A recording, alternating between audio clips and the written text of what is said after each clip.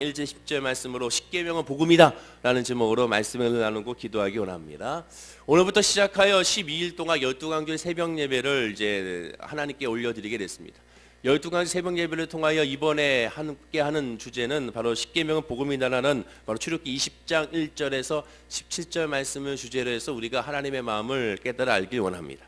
십계명은 복음이다. 그렇습니다. 십계명은 결국 복음은 곧 은혜를 말하게 되고 십계명은 바로 은혜임을 우리가 알 수가 있게 되는 겁니다.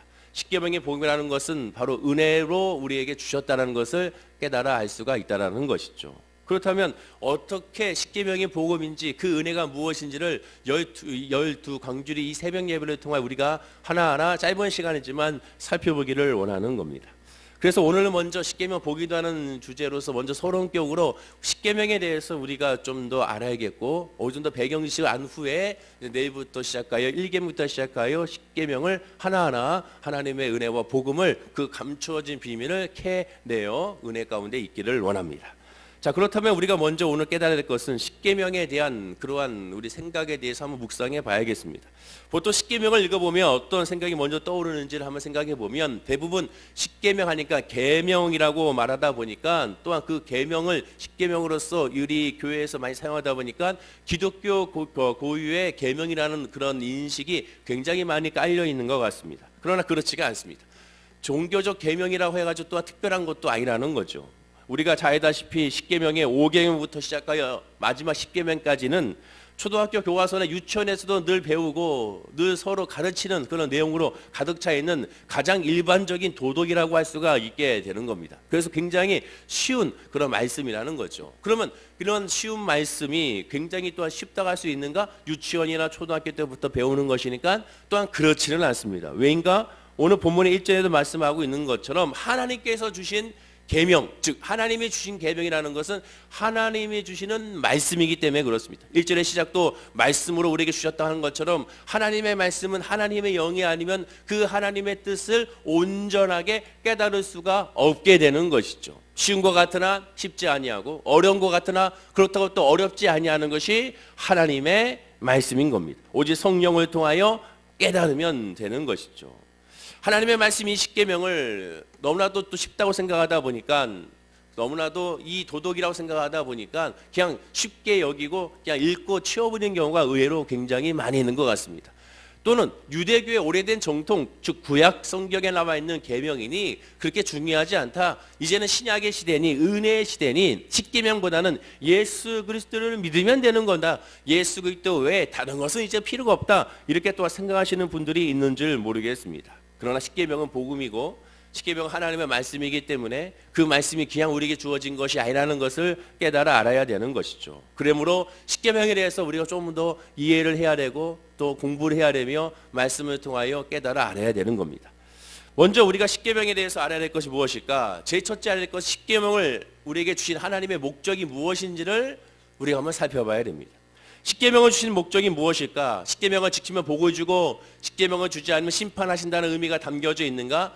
표면적으로는 그렇게 결론을 내릴 수밖에 없지만 그건 인간적인 결론이고 하나님께서 십계명을 주신 목적, 그 이유, 그 당위성은 출애굽기 전체적으로 흘러가는 맥락은 늘 한결같습니다. 그것은 바로 무엇이냐? 하나님께서 하나님의 백성들에게, 즉 이스라엘 백성들에게 하나님을 믿는 백성들을 거룩하게 만들기를 원하신다는 거죠. 출애굽기 19장 5절과 6절에도 말씀합니다. 세계가 다 내게 속하였나니 너희가 내 말을 잘 듣고 내 언약을 지키면 너희는 모든 민족 중에서 내 소유가 되겠고 너희가 내게 대하여 제사장 나라가 되며 거룩한 백성이 되리라. 너는 이 말을 이스라엘 자손에게 전할지니라. 하나님께서 원하시는 것은 거룩한 백성이 되기를 원하시는 것이 제 첫째 목적이고 거룩한 백성이 되기 위하여 십계명을 우리에게 주신 것입니다. 이스라엘 백성들을 출애굽시킨 목적도 마찬가지죠. 단순히 고달픈 노예 생활에서 풀어주는 것이 목적이 아니고 적과 꿀 이르는 가나안 땅에 살기 위한 목적이 아닙니다. 진짜 목적은 3일 후에 2, 3일을 걸어가서 하나님께 예비하기를 원했던 것처럼 십계명을 받기 위한 것이 취급했던 가장 큰 근본적인 표면적인 성경적인 목적이라고 할 수가 있게 되는 겁니다. 그래서 십계명을 통하여 하나님의 어떤 분인지 하나님의 은혜가 무엇인지 하나님의 그 사랑의 울타리에 들어와 있는 것이 복이라는 것을 깨닫기 위한 그런 목적이라고 할 수가 있게 되는 것이죠. 두 번째 십계명을 대해서 알아야 될 두 번째는 십계명은 성도만을 위한 것이 아니라는 것입니다. 즉 기독교인들을 위한 계명이 십계명이 아니라는 거죠. 가만히 한번 텔레비전을 보십시오. 신문지상을 보십시오. 놀랍게도 텔레비전에 나와 있는 모든 범죄의 그 범죄의 내용들은 다 십계명에 대한 내용들인 것을 살펴볼 수가 있게 됩니다. 십계명에 있는 죄악들을 위반했을 때 나오는 그러한 범죄들이 다 텔레비전에서 나오게 되는 것이죠. 즉 십계명은 성도에게만 주어진 것이 아니라 기독교인들에게만 주어진 것이 아니라 십계명은 모든 사람들에게 주어져 있는 모든 백성에게 주어져 있는 계명인 것을 우리가 알 수가 있게 되는 겁니다. 헬라어로 이상형을 말하는 유토피아라는 단어가 있는데 이런 유토피아에는 두 가지의 뜻이 있다고 하죠. 명사로는 우리가 생각하고 있는 우리가 늘 쓰고 있는 유토피아, 즉 이상적인 사회, 범죄가 없고 서로 사랑하는 사회가 바로 유토피아의 세상이라고 할 수가 있죠. 명사로 쓸 때는. 근데 재밌는 것은 명사가 아닌 동사로 사용할 때는 실현 불가능하다는 뜻이 담겨져 있습니다. 하나의 단어의 뜻에 극과 극으로서 완전히 나타나게 되죠. 명사로는 이상적인 사회지만 동사로 사용했을 때는 실현 불가능하다. 헬라 철학에 그 인간의 지혜로 가득 차 있던 인간의 지식으로 가득 차 있던 그러한 대명사라고 할 수 있는 헬라 시대의 철학에서 유토피아를 이렇게 정의했다는 것은 한마디로 인간 사회는 유토피아가 불가능하다는 것을 그들 스스로가 고백을 하고 있다는 것이죠. 하나님께서 십계명 주신 목적이 무엇이냐? 인간은 결국 이것으로 말미암은 인간 스스로는 살아갈 수 없음을 우리에게 말씀해주고 있게 되는 겁니다.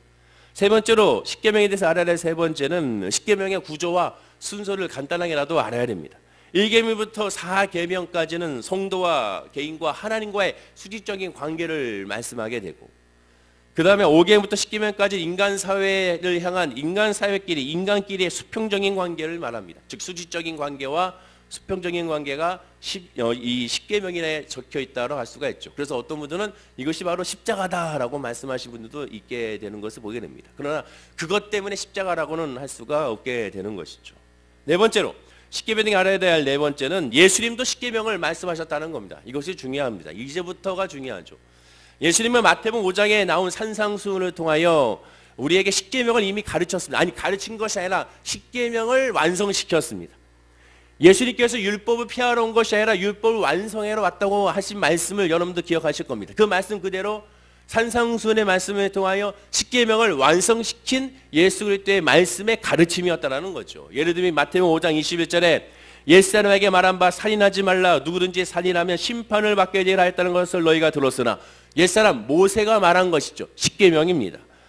나는 너희에게 이르노니 형제에게 노하는 자마다 심판을 받게 되고 형제를 대하여 나가라 하는 자는 공회에 잡혀가게 되고 미련한 놈이라는 자는 지옥불에 들어가게 되리라. 십계명에 대해서 더 확실하게 해석해주고 있게 됩니다. 마태복음 5장 27절 28절에도 또 간음하지 말라 했다는 것을 너희가 들어서 역시 십계명이죠. 나는 너희에게 이르노니 음욕을 붓고 여자를 보는 자마다 마음에 이미 간음하였느니라 라고 말씀합니다. 예수님의 가르침의 핵심은 외적인 죄의 행동의 모습이 중요한 것이 아니라 그 마음의 중심이 중요하다는 거죠. 그 마음의 중심, 말과 생각이 있는 그 중심의 죄가 외형적인 죄보다 더 악하고 더 중요하다는 것을 예수님 우리에게 말씀해 주고 있습니다.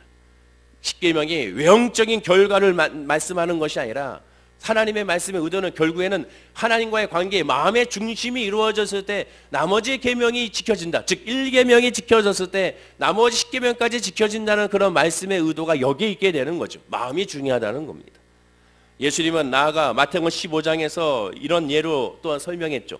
바리새인들이 예수님의 제자들이 손을 씻지 않고 식사하자 율법을 어겼다고 정결례를 위반했다고 시비를 걸었습니다. 그때 예수님은 이렇게 대답하죠. 마태복음 15장 11절인데요. 이 말씀은 다 함께 한번 화면과 함께 읽어보겠습니다. 자, 시작. 입으로 들어가는 것이 사람을 더럽게 하는 것이 아니라 입에서 나오는 그것이 사람을 더럽게 하는 것이니라. 예수님 이렇게 그들에게 말씀하셨습니다. 입으로 나오는 것보다 이 마음 가운데 있는 것이 중요하다고 분명히 말씀하고 있어요. 자, 그런데 입에서 나오는 것이 무엇이라고 하고 있습니까? 그 더러운 것이 마태복음 15장 19절입니다. 이 말씀도 한번 읽어보겠습니다. 마음에서 나오는 것. 자, 시작. 마음에서 나오는 것은 악한 생각과 살인과 간음과 음란과 도둑질과 거짓 증언과 비방이니. 여러분 지금 나열한 것이 뭡니까? 마음에 나오는 거 악한 생각, 살인, 간음, 음란, 도둑질, 거짓 증언과 비방. 이 말을 한마디로 얘기하면 뭡니까? 십계명을 말씀하고 있는 거죠. 6계명부터 시작하여 10계명까지 있는 말씀을 그대로 예수님은 지금 나열해주고 있게 되는 겁니다. 십계명과 정확하게 일치하죠. 그 순서도 일치하는 것을 보게 됩니다. 예수님의 산상수훈의 그 복음은 사실상 하나님께서 모세에게 주셨던 십계명을 하나하나 예수님께서 완성시켜서 다시 그들에게 설명해 주고 있는 것을 보게 되는 거죠. 따라서 십계명은 이미 예수님께서도 가르치신 복음이라는 것을 알 수가 있게 되는 겁니다. 마지막으로 십계명에 대해 알아야 될 마지막 5번째는 십계명은 십자가를 말씀하는 십자가라는 것을 우리가 알게 되죠. 십자가로 해서 아까 말씀드린 것처럼 1계명과 4계명은 수식적인 관계고 그 다음에 5계명에서 10계명은 이 수평적인 관계이기 때문에 십자가다 그런 인위적인 것이 아니라 말씀 자체가 이미 우리에게 십자가를 상징하고 있음을 십자가를 의미하고 있음을 알 수가 있게 되는 겁니다. 마태복음 18장에 보면 제자들이 형제들이 범죄하면 얼마까지 용서해 줘야 합니까? 라고 예수님께 물었습니다. 여기서 형제라는 것은 마찬가지로 모든 사람을 말하게 되죠. 예수님의 답은 마태복음 18장 22절이었습니다. 예수께서 이르시되 내게 이르노니 7번뿐 아니라 7번을 70번까지도 할지어다 라고 예수님은 말씀하시죠. 언제까지 용서해야 됩니까? 예수님 말씀은 70번씩 7번 490번을 용서하라는 것. 그러면 딱 490번 용서하고 491번째 용서하지 말라는 것인가? 그것이 아니죠. 7이라는 숫자는 완전의 수기 때문에 그 7을 또다시 70으로 곱한다는 것은 이것은 완전하게 그냥 용서해 주라는 거죠. 한 번 더 빠짐없이 무조건 용서해 주라는 것을 의미하게 되는 겁니다. 그럼 490번을 용서하는 것이 가능한 것인가? 현실적으로 불가능한 숫자이고 인간은 할 수 없는 숫자며 인간은 할 수 없는 용서라는 것을 예수님은 가르치고 있게 되는 거죠. 예수님께서 이 말씀하신 의도는 무엇입니까? 너희는 용서할 수 없으니 예수님이 제자에게 그 다음에 말씀하죠. 매일 나를 따라오려던 자기 십자가를 지고 자기를 부인하고 예수를 따라와야 할 것이라고 말씀하게 됩니다. 십자가를 지고 간다는 것은 무엇입니까? 예수님이 십자가를 지고 갔을 때 예수님은 그 십자가를 지고 가는 모습을 통하여 사람들이 예수님에 대하여 뭐라고 대했습니까? 바로 저는 사형수라고 대하게 되죠. 즉 십자가로 지고 간다는 의미는 나는 사형수라는 의미고 내가 사형수라는 의미는 나는 죽는다는 의미가 되는 겁니다. 십자가를 진다는 것은 자기를 죽인다는 거죠.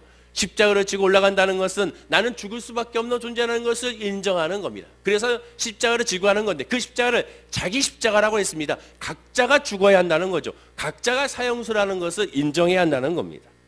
내 자신을 70번씩 7번까지 십자가에 죽으라는 겁니다. 그래야 용서가 가능하다는 거죠.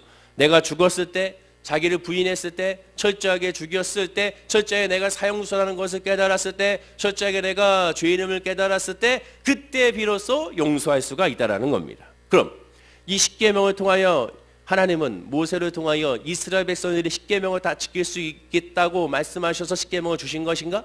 예수님의 산상수훈의 말씀을 통하여 이 말씀을 너희들이 지킬 수 있으니 지키라고 우리에게 가르쳐 주신 것인가? 그 어느 것도 아니라는 거죠. 하나님께서는 우리를 너무나도 잘 알고 있습니다. 저와 여러분을 너무나 잘 알고 있기 때문에 이 모든 말씀을 지킬 수 없음을 누구보다도 잘 알고 있습니다. 십계명을 주신 목적이 거룩하게 한다고 그랬죠. 거룩, 십계명 자체를 지켜서 거룩한 것이 아니라 십계명을 못 지킨다는 것을 깨달았을 때 거룩해지는 겁니다. 이것이 기독교의 역설이라고 할 수가 있죠. 예수님의 말씀을 지키지 못하기 때문에 거룩하며 지키지 못함을 깨닫기 때문에 나는 할 수 없다고 깨달을 때 성령이 임하는 거고 나는 이 모든 것이 불가능을 깨달았을 때 역설적으로 하나님께서 움직이신다는 것을 알게 되는 겁니다. 이것이 바로 믿음의 모습이라는 거죠. 어느 누구도 십계명을 지킬 수가 없습니다. 어느 누구도 613가지 율법을 지킬 수 없는 것처럼 어느 누구도 613가지 아닌 10가지의 계명을 그 어느 누구도 인간이라면 지킬 수가 없습니다. 인간 스스로는 절대로 지킬 수가 없게 되는 것입니다. 하나님은 십계명을 통하여 오직 두 부류만 분류하고 있습니다. 하나는 나는 십계명을 얼마든지 지킬 자신이 있으니 하나님이 필요 없다고 생각하는 부류와 또 하나는 나는 언제든지 이 십계명을 지킬 수 없으니 나는 예수가 필요하다고 고백하라는 것이죠. 하나님의 의도는 모세를 통해 십계명을 주신 것은 우리가 이것을 지킬 수 없사니 하나님이 궁유를 베풀어 달라고 하나님만 바라본다고 고백하는 것이고 예수님께 산상수훈을 통하여 다시 십계명을 완성시키며 우리에게 설명한 것은 그 말씀하신 것은 그러니 우리는 할 수 없으니 예수를 따라오라고 말씀하는 나를 바라봐라 그러면 된다는 거죠. 너희가 불가능하다는 것입니다. 십계명은 형식뿐 아니라 그 내용도 그래서 십자가의 복음이라고 할 수가 있고 예수님도 그 복음을 우리에게 말씀해주고 있게 되는 것이죠. 그래서 너무나 감사한 것은 예수님께서 저와 여러분을 위하여 대신 십자가에 달려 죽으셨다는 겁니다. 즉 예수님께서 자기를 부인하고 자기 십자가를 나를 따라오라 했을 때 이미 그 말씀은 너도 네 스스로 따라갈 수 없으니 내가 동행해 주겠다라는 것이죠. 함께 십자가를 지어주고 함께 그 죽음을 감당하며 함께 하시겠다고 말씀하게 있게 되는 겁니다. 사도 바울은 로마 3장 24절에 그리스도 예수 안에 있는 속량으로 말미암아 하나님의 은혜로 값없이 의롭다 하심 얻은 자 되었다라고 고백하게 되죠. 그리고 이것을 깨달았을 때 고린도전서 15장 10절에 그러나 나의 나 된 것은 하나님의 은혜로 된 것이니 내게 주신 그의 은혜가 헛되지 아니하여 내가 모든 사도보다 더 많이 수고하였으나 내가 한 것이 아니라 오직 나와 함께 하신 하나님의 은혜로다라고 늘 입술에서 은혜라는 단어를 늘 고백하며 은혜로 살았음을 우리가 알게 되는 겁니다. 그렇습니다. 십지가문을 통하여 우리가 알 수 있는 것은 할 수 없으니 주님만 바라보고 주님을 바라봤을 때 은혜를 고백하게 되는 겁니다. 예수님의 말씀을 들으면서 역시 마찬가지로 내가 할 수 없음을 깨달았기 때문에 주님만 바라보는 겁니다. 그것이 바로 복음이고 그것이 바로 저와 여러분에게 주어진 하나님의 놀라운 축복이라는 것을 기억해야 되는 겁니다. 날마다 조금씩 예수님이 나와 함께하고 있음을 깨달아야 되고 그러므로 말미암아 주님 앞에 모든 걸 내려놓고 구해야 되며 주님의 길을 따라가면 되는 겁니다. 그렇게 되면 마침내 십계명을 주시는 은혜와 예수님의 십자가의 은혜를 깨달아 알게 되는 겁니다. 이제 내일부터 시작하여 본격적으로 1계명부터 하나하나 나눌 텐데 이 바탕으로 우리가 십계명을 해석해야 됩니다. 십계명을 해석할 때 도덕률로 해석하는 것이 아니라 율법적으로 해석하는 것이 아니라 윤리적으로 해석하는 것이 아니라 사회적으로 해석하는 것이 아니라 바로 이 복음, 예수 그리스도의 복음 지킬 수 없기 때문에 우리에게 주어진 거룩하게 하시는 하나님의 뜻이라는 것을 깨닫고 이 말씀을 하나하나 점검해 나가게 되면 그 안에 놀라운 하나님의 복음의 비밀을 얼마나 하나님이 나를 사랑하시고 나를 위하여 모든 것을 예비하셨는지를 알 수 있는 그런 은혜를 깨달아 알게 되는 겁니다. 계명이기 때문에 딱딱하고 재미없는 것이 아닙니다. 하나님이 주신 계명이기 때문에 세상의 계명, 법률, 헌법은 재미가 하나도 없지만 그런 하나님의 주신 말씀, 영적인 하나님의 은혜, 사랑의 계명이기 때문에 이 안에 하나님의 구구절절한 사랑의 메시지와 이 안에 하나님을 향한 그런 사랑의 고백의 메시지가 이 안에 고스란히 담겨져 있고 그 말씀의 은혜 안에서 우리는 자유하고 평안하게 될 줄로 믿습니다. 오늘 이 시간에 참석하신 분들만큼이라도 이 새벽 예배에 빠지지 마시고 이 12일 동안 12가지 새벽 예배를 통하여 그 십계명의 은혜가 무엇이고 십계명의 또한 소망이 무엇이며 십계명을 통한 하나님의 사랑의 메시지가 무엇인지를 우리가 한 계명씩 하나하나 살펴보면서 그 은혜를 점검하고 그거를 통하여 나 혼자 있는 것이 아니라 주님이 나와 함께 하신다는 것을 주님이 나와 함께 동행하시고 주님이 나와 함께 아파하시며 주님이 나에게 항상 은혜와 소망과 평안과 기쁨과 성령을 주기 원하시는 좋으신 하나님의 그 깨달아 알아가는 그런 축복의 시간이 되기를 간절히 축원을 드립니다. 기도하겠습니다. 아버지 하나님, 오늘부터 시작한 12광주리 새벽 예배를 하나님께 올려드리기 원합니다. 하나님께서는 이번 추수감사절 맞이하여 우리에게 십계명의 은혜를 알게 하셨습니다. 아버지 하나님, 오늘부터 시작하여 하나하나 우리가 십계명을 깨달아 알아갈 때 십계명을 주신 그 은혜에 감사하는 이번 추수감사절이 되게 하여 주시옵소서. 이 감사가 세상적인 감사가 아니라 하나님의 말씀으로 말미암은 감사, 하나님께서 주신 감사가 아니라 하나님의 은혜 안에 있음을 감사할 수 있는 그런 추수감사절 절기가 될 수 있도록 인도하시고 우리의 예배가 되게 하여 주옵소서. 이 자리에 참석한 모든 아버지 성도님들 마음 가운데 그 하나님의 믿음으로 풍성한 열매가 맺혀지게 하시고 풍성한 은혜로 말미암아 어떠한 시험과 어떠한 환난과 어떠한 어려움이 있을지라도 주님만 바라보므로 본부로 말미암아 승리하게 하여 주옵소서. 이 새벽에 구하간 구할 때 성령께서 함께 하시고 인도할 줄로 믿사오며 예수님의 이름으로 기도드립니다. 아멘.